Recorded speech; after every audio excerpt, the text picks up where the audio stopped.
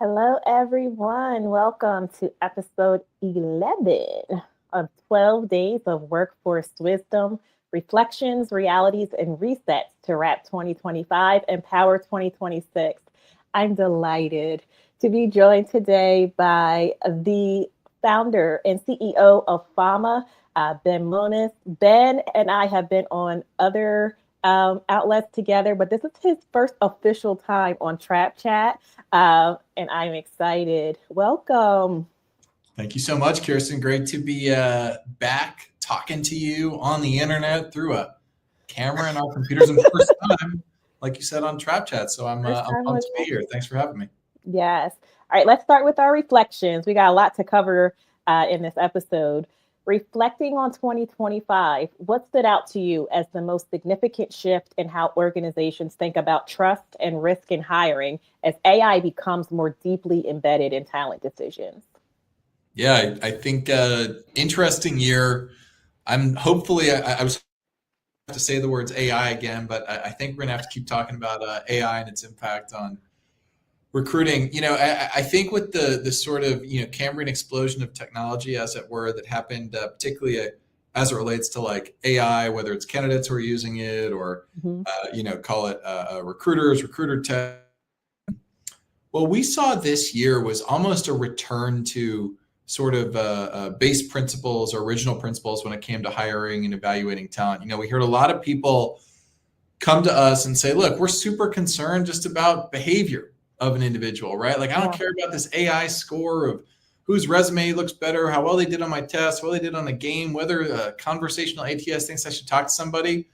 I just want to get a sense of how somebody's going to act when they join, right? I want to go back to the things that have been in my code of conduct for years now at this point. Things like treating people fairly no matter what they look like. Things like, showing up and doing what you say you're going to do, right? The sorts of behaviors that drive not just like quality of hire, but performance in organizations. That's what we really saw this year, was like so much new technology flooding the market that it almost brought back a lot of the users and folks in TA that we work with to this idea of, what are the things that have been important to us and remain important to us, and let's not get distracted by a shiny new object. So that's been the kind of interesting thing for us as companies begin to sort of go back to their base principles on, the ways and methods that they go about the hiring process. I love that. Now, you are the founder of a company that's focused on identifying workplace risk before harm occurs. What are some misconceptions, one or two, that leaders continue to have about background screening, about fairness, and what truly predicts the long-term success, safety at work, and those good behaviors that you mentioned that leaders are looking for? For sure. I think, background screening is experiencing unparalleled growth. We saw just in, late 2024 and the first time in 25, the two biggest background screening companies in the world come together, Sterling and First Advantage, two of our partners merged as one, right? Creating this kind of, 10,000 pound gorilla in the marketplace. And it gave me an opportunity to kind of think about, with so much consolidation and change in the world of background screening, one misconception I think is this idea of like an inherited background check and the role that it plays. I was talking to some folks that were like, oh yeah, if that person, has a clear background check, they're good. They're in, right? If they clear their employment verification, education verification. And I think too often the completion of a background check leads employers to kind of this false sense of security and this false sense of, belief that everything is going to, go all right. Nothing's going to change, right? Where just because somebody hasn't committed a crime, doesn't necessarily mean that they're going to be a great fit for your organization, right? And, again, even the types of crimes people get caught up for, in some cases could be as minimal as like a reckless driving or driving with a suspended license or something like that for somebody who's not in a driving role, right? And so there's this false equivalence, I think, of hits on a background check that have too often become correlated with quality of performance and quality of output. And I think this year was one of the first years that, people have really kind of woken up to the fact that just because a background check is clear doesn't mean it's going to have any bearing on how this person's going to behave, like you said, when they join. So again, were these questions of sort of, we called like the revision of the background check package, a lot of people adding identity and identity management to their background check package because they were super concerned about, the people who are not real coming into their organization. So we've just seen a lot of market responsive change, social media screening included, as people have all background check, because they're like, hey, look, just because there's the absence of information on a background check doesn't mean that that's a signal. That's literally no information. When we never use the absence of information to make a decision about what will happen, very rarely. Yeah, I'm just thinking about when I was, first starting out recruiting, or even in the earlier days, in the early 2000s. Geez, have mercy. And recruiters were responsible for, trying to uncover those, what we'll call hits on people's background screening. And it was more so like exercise in this person is a liar. This person doesn't tell the truth.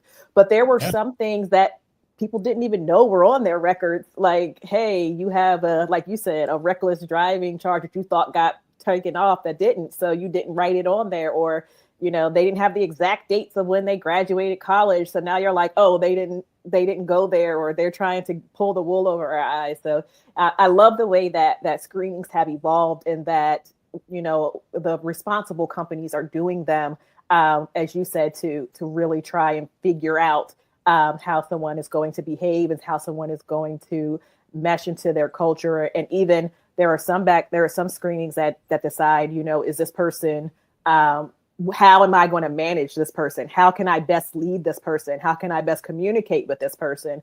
So anything that's making things better for, human communication, and, getting those gray areas out, I always think is a benefit. But I am, always cautious about some, when anyone says, oh, this is going to solve all your problems. So let's get to the realities of things.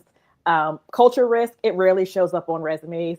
Sure. It rarely shows up in interviews, but it does show up later when the person has, gotten into a physical altercation at work. And it shows up in attrition, and it shows up in when your brain is damaged because, you turned on the television and, your employee is on there in handcuffs, or talking bad about your company. So from your vantage point, what are the most overlooked early indicators of culture risk in hiring today? And how can organizations responsibly address those signals before harm occurs, but without reinforcing bias or relying on a gut instinct? Yeah, such a great question. You're spot on in the first comment, that you were making within that question, which is like, it's so easy when we're hiring, or when we're going through the evaluation of our own background screening policy, to, in simple terms, like, believe the bad thing is not going to happen to you, right? Like, if somebody fails a background check, or you don't do background screening, let's just say a company has no background screening whatsoever, nothing actually happens in that moment. Ever. Nothing actually happens when you don't run the background check, but it is the second and third order effect that you describe, right? Of a physical altercation, right? Of a, extremely reputationally damaging moment. In other words, like, when we're pitching and presenting the expansion of your background screening program, saying, hey, look, you got to add this new dimension. Half of your workforce now is Gen Z and millennial. We have thousands of reps out in the field who are working on our behalf. But the pitch is basically like, look, you want to add teeth to your code of conduct and enforcement to your code of conduct. Well, guess what? The signals, the behaviors that are relevant to your code of conduct exist online, right? Like, for your digital native workforce, we've talked about before, but half of workforces today are Gen Z and millennial.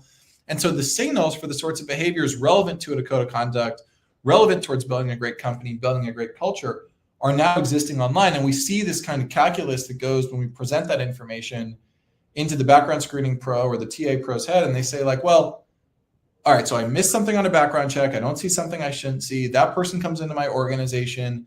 Then they get into a physical altercation with an employee. Then that employee tells HR. Then it becomes an issue. It's this sort of like second and third order effect of not doing something. You know what I mean? That in your brain allows you to kind of easily ignore. It's just like, why do I need to wear a seatbelt? Like, I think most people, if it wasn't the law, probably wouldn't wear a seatbelt because they'd be like, I'm never going to crash my car, right? Until you get in your first car accident. Then you put the seatbelt on, right? And so it's not to say, when we pitch the product, we talk about, a car accident or or wearing a seatbelt or something like that. But to your point, like these risks don't show up in an interview process. No one's going to come into an interview and be like, you know what? You know, a white person says, I don't think I really like working with minorities. Or somebody shows up and they go, you know what? I normally get high at 10 a.m. on Tuesdays. So could we like schedule meetings around that? You know, people would be like, what? You know, you're out. Like, don't even think about the next phase of this interview, right? And so that's what we talk about a lot at Fama, which is like the signal around the behaviors that are relevant to you without reinforcing, you know, bias or relying on gut instinct. It's sort of these feel questions of in the moment, like, is this person going to behave? They're going to act in a way that's relevant to what I care about as a company and what my organization cares about, what, and even in some cases, the regulators say I should care about, right? So really interesting discussions that we have with our clients around this topic. But the basic idea is go back to the things that you've always cared about. Don't try to reinvent the wheel. Don't try to come up with new technology. Look in your code of conduct. What are the things that have hardened, that have crystallized within your employee handbook that make the organization what it is today? And find tools, technology, process that allow you to identify the sorts of behaviors relevant to that specific code of conduct. How do I draw a line from the behavior that's relevant to me and the tools I'm using to identify those sorts of behaviors? And for a lot of our clients, that's where they found, you know, the online record where they're like, shoot, you know, like half my workforce connecting on LinkedIn and TikTok before they go out for happy hour, you know, for the very first, especially in a hybrid workforce, people are connecting online. And so, you know, you find yourself in this position where we're, again, back to that first question you asked, we're not asking employers to try to do something totally different. It's kind of this question of what are the things that you've always cared about and how can we help you identify those behaviors so you can interpret them and not come up with some like AI score that tells you who's a good person, who's a bad person, but gives you the insight into this is what that person said, this is when they said it, this is how they said it, this is how many times they've said it, and this is what they're still saying right now. You know, our words and our actions go so much further than what some algorithm or what some tool or technology tells us our words and actions together could combine to score us or something like that, right? So it takes a little bit more like adjudication and legwork, I would say, of doing the work itself, but it's not like it's not rocket science. I'll put it that way. Yeah, and doing it up front saves you a lot more money than finding out later, and even at the end of the process. I laughed when you were talking about no one's going to come into an interview and say these things, but I have witnessed those things. So yes, you knew what to do in that. And I was like, they will not be named, but I did have an intern 10 years ago who asked me if she could get high at work. So I have gone through that. That was like a real story from my background. I was like, nah. They're like, but it's in California. I was like, no. It didn't work like that. Okay, we can't get it. Okay, there's a whole series. Fama has a podcast about horror stories. So right. go there. Yes, go there, and you will be much entertained, or not even entertained. That's not the right word. Horrified. Yeah, a chill creeping up your spine. Entertained. How about that? Yes. Okay. So I want to shift a bit. We've been spending a lot of time talking about the organization and the leader and the TA team and the recruiter and even the screening company. But the job seeker often gets left out of these conversations. So I'm going to ask you to put your job seeker hat on for a second. From a candidate's perspective, hiring is feeling like mud, like you can't see through it. Because AI screening tools, social data, they're all playing a bigger role. What should job seekers pay attention to, ask about, and even push back on during the hiring process to assess whether a company is using these tools responsibly and whether its culture is safe, fair, and values aligned? Yeah, sure. I think the first question, now this is assuming that a job seeker can break through the noise and actually talk to a recruiter at one of these companies, right? Because my first piece of advice is like, skip the apply now button, use your network, try to find ways that you can just ask people, not even like a job seeking context, but even a company you want to work at, find somebody on a team, you know, or in a practice, a function. And this is more in the white white collar world of work. But find someone, if you're in marketing, find someone on the marketing team at a company or a type of company you want to work with and ask them, hey, I'd love to learn more about your role. Team seems really interesting. Would love to chat more about it, right? And use this opportunity to kind of wedge your way in the door. But provide can get past the great wall preventing you from getting in. A first question has to be, how am I being assessed? Hey, I know you're going to ask me a bunch of interview questions, take me through a process, but like, how are you assessing my candidacy for, this particular role, right? Like, and if they say, oh, we use a bunch of tools, technologies, say, okay, well, are any of those technologies automatically scoring me right now, for example? Like, are there any tools or technologies that you're using that are giving you a number about me or a judgment about me or any sort of, automated analysis of who I am? Because if so, fine, use them. You got to use them for your process. But, for me, it's important. I'm going to be working with people. I'm going to be working with people and technology, but it's really important that you get to know who I am as a person, what I bring to the table, how I can handle the non-technical parts of the job, that might relate to the more human factors of dealing with conflict, intra-team communication, coming up with a project on a last minute notice or something like that, right? That's so much of what work really is, I think, that a lot of these automated tools and technology can kind of gloss over, if you will. So I'd say the one question I'd ask, probably you can break through the noise, is like, how am I being evaluated? And by extension, if they say, oh, we're using this cool AI and it's awesome and it's amazing and it's social media and it's all that, say, okay, well, like, am I being scored? How's that score being calculated? And that's a simple question. If people get nervous, then know that they're probably not even interested in talking to you. That's an excellent question. I don't think I've ever been asked, how am I being assessed at that level? Like, am I being scored? And then any of that. And if I was, I would probably say, you know what? I'll get back to you with an answer, but this is how I would give them as much information as I had readily available. But I think I would be so taken aback by that question. And I think it's important that recruiters prepare.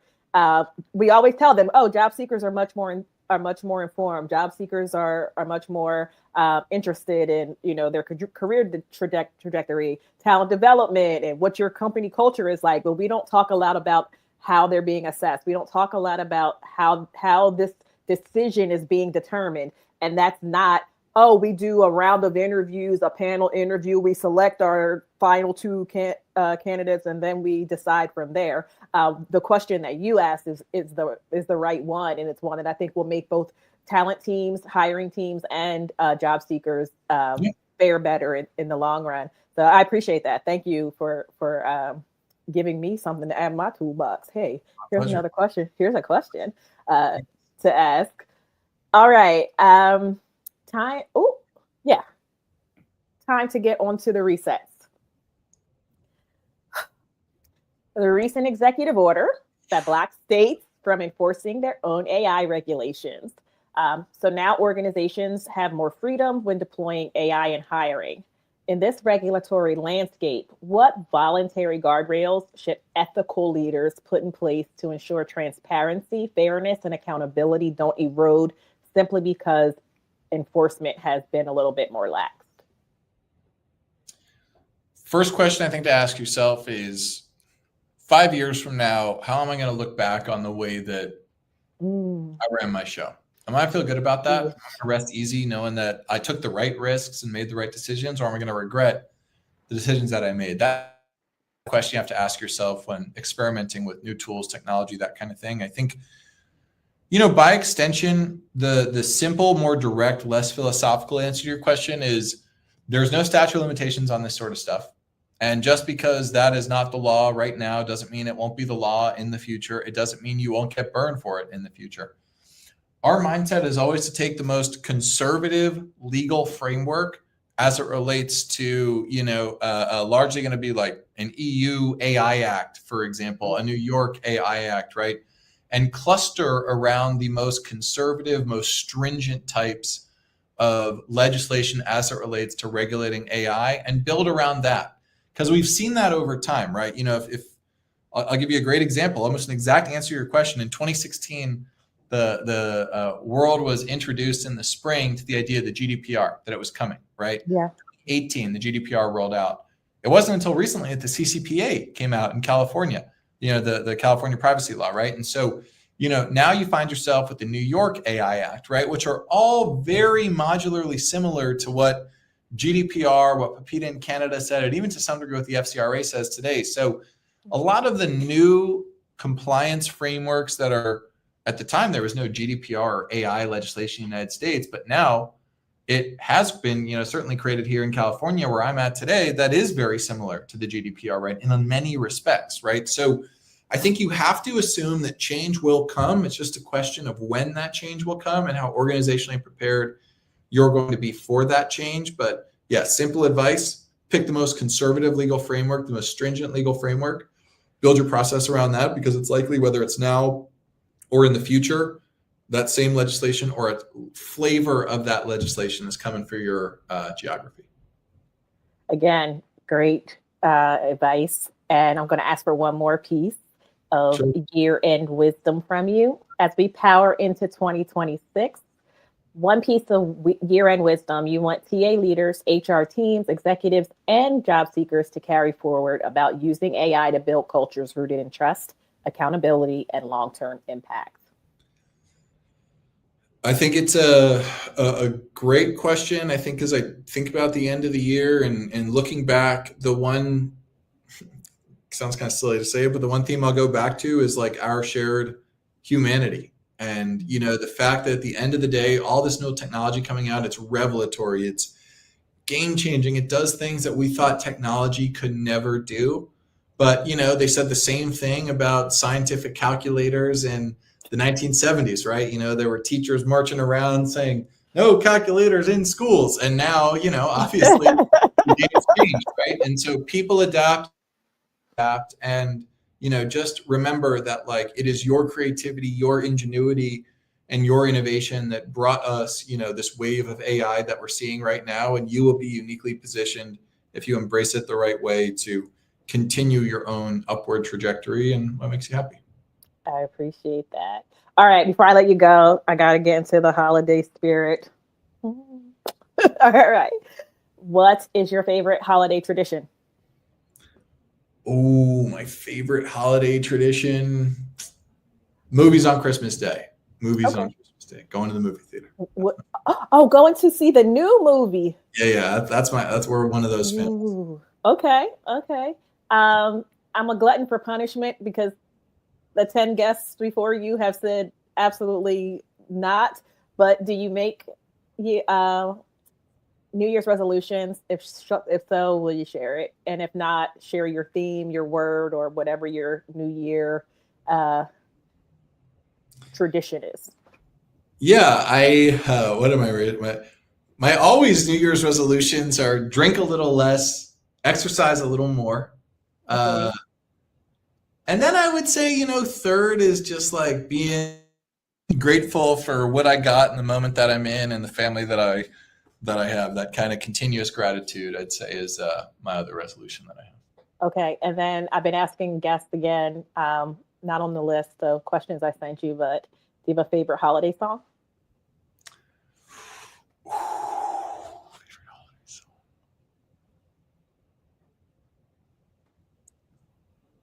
No. Okay. No, I don't. Do you have a favorite holiday song? It's probably something religious. I'm not really into like, even as I sit here with reindeer decorations. You don't like the commercial. I don't like the commercial holidays. I don't like the commercialization of Christmas. As a curmudgeon Grinch. No. I think my favorite secular song is probably